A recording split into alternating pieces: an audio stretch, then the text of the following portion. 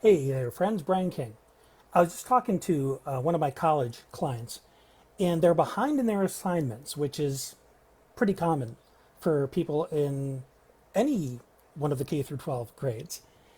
And in talking with him and how he prioritizes things and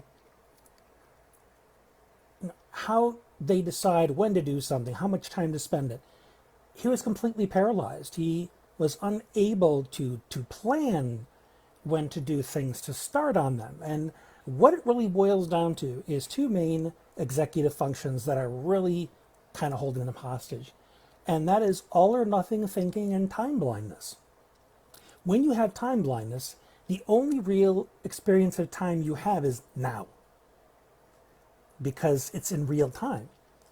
It's very difficult to plan ahead, think ahead, imagine the future, plan for something a week from now, a month from now, years from now. I live with time blindness. And depending on where my executive functions are at any given day, sometimes I can think ahead a little bit, maybe a month, 6 months, even a year.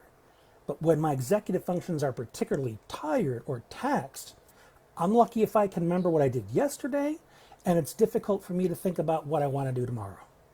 And I typically look to my calendar to remind me what I'm going to do tomorrow. Hence where this young person is stymied.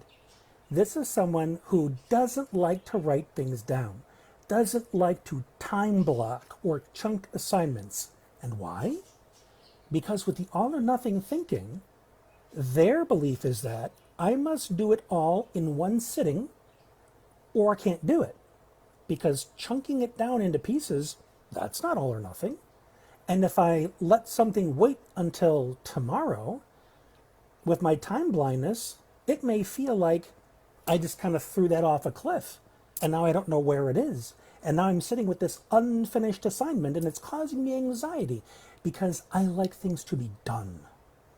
So that's a little moving piece to work on with this person. One thing that I established with them is that because of the time blindness, estimation of time is pretty much no bueno. So if he were to guess and say, well, maybe I'll dedicate an hour or two to this, in his mind he's saying, but what if that's not enough? I can't schedule that.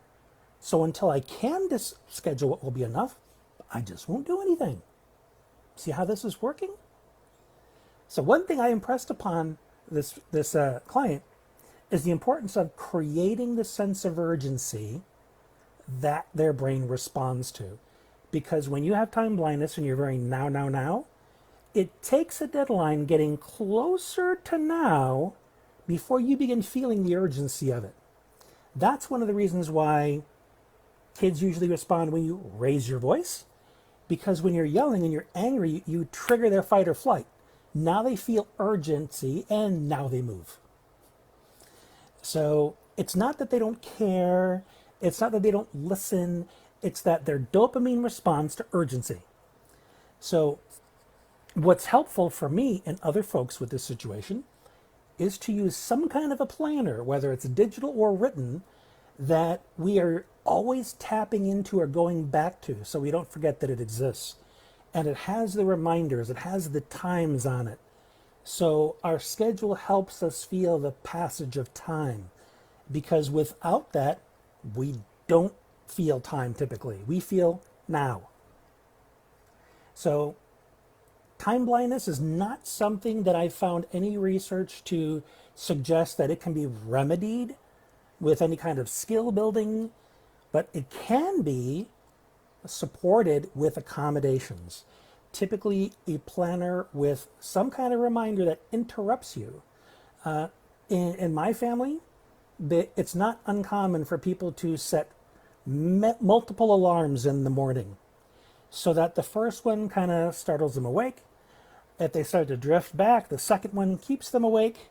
And before you know it, you're having a hard time getting back to sleep because you keep being interrupted by the alarms, and it makes it easier to get up because those frequent alarms kind of chop away at your inertia. If you've been sleeping and you're comfortable and you don't want to get up, it's difficult to move from feeling so comfortable to suddenly up and at 'em.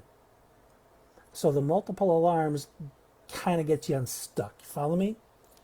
And I often use multiple alarms on my Google Calendar when maybe like a half an hour marker to remind me that I need to finish up and start transitioning to the new thing. And then maybe another reminder 5 minutes before to remind me to be finished, finish up with what I'm doing so that I can shift my mind entirely to what I'm going to be doing. Because people with ADHD and neurodivergence can also have difficulty transitioning. So building those digital transition cues in are helpful as well.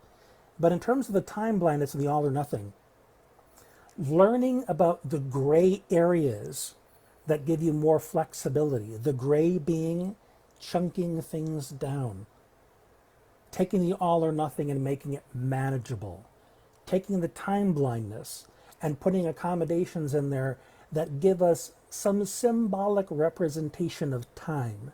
That would be the appointments on our calendar. So in the absence of your brain being able to do it, it's important to find things to compensate.